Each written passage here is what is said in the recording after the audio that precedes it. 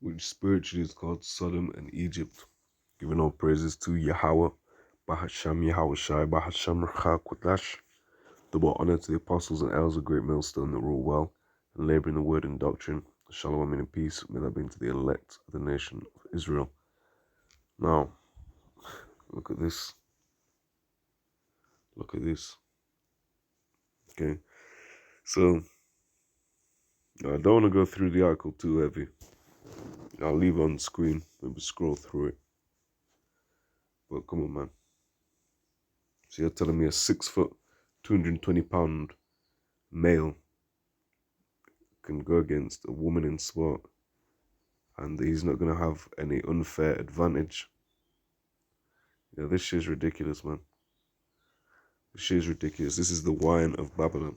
The wine of Babylon the Great. No one in their right mind would say, right, let's put it in the context, right? Basketball, MMA, the more physical sports. No one in their right mind is saying, yeah, a 6 foot, 220-pound man has no physical advantage over a woman. Right, she could be 6 foot, 220 pounds as well. The way that a man's body is structured, the way a woman's body is structured is completely different. Right, and that's from the Lord. This is not, a social construct. The fact, it's ridiculous, man. It's ridiculous. The fact that a man has more muscle mass than a woman is not a social construct. All right, the fact a man has more testosterone than a woman is not a social construct. Remember, basic biology like this, is neglected over the wine of Babylon the Great. It's fucking ridiculous, man. Revelation 11 and 8, and their dead bodies, the spiritually dead bodies of the children of Israel, and their dead bodies shall lie in the street of the great city, which spiritually is called Sodom and Egypt, where also our Lord was crucified.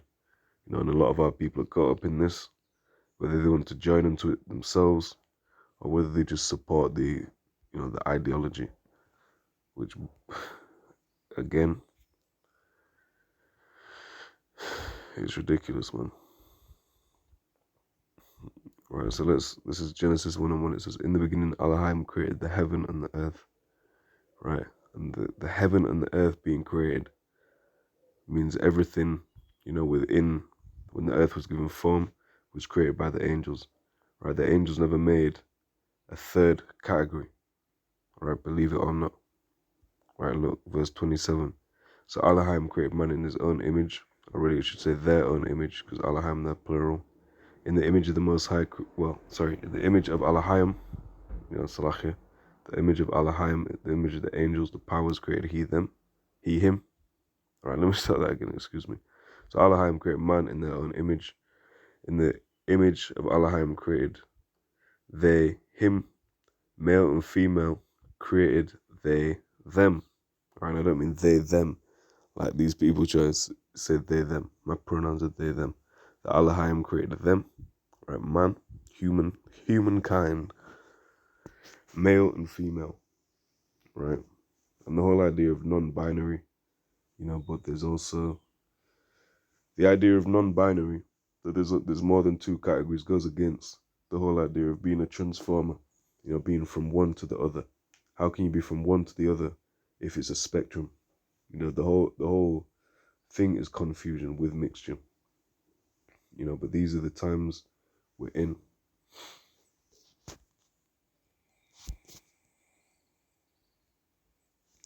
This is the book of Wisdom of Solomon, 14 and 26. I'll go up a bit. 14 and 24, it says that they kept neither lives nor marriages any longer undefiled, but either one slew another traitorously or grieved him by adultery. Right, adultery is an all-time high as well. At this moment, you're just seeing, complete wickedness being pushed out, man. It says, so that there reigned in all men, without exception, blood, manslaughter, theft, dissimulation, corruption, unfaithfulness, tumults, perjury, disquieting of good men, forgetfulness of good times, defiling of souls, changing of kind, disorder in marriages, adultery, and shameless uncleanness, and it's never got to a level. All the aforementioned topics as in Babylon the Great to this day, right? That is the height of wickedness, and that is the final. These are the signs, that Yahawashi needs to make a return. Yahawashi needs to put his authority and enact his power, his rulership upon this earth, right? So a new heavens and a new earth, it represents a new rulership. As it's written, the earth is defiled under the inhabitants thereof.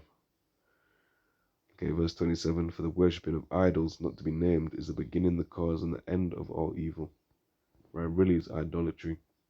These are some other, wicked customs.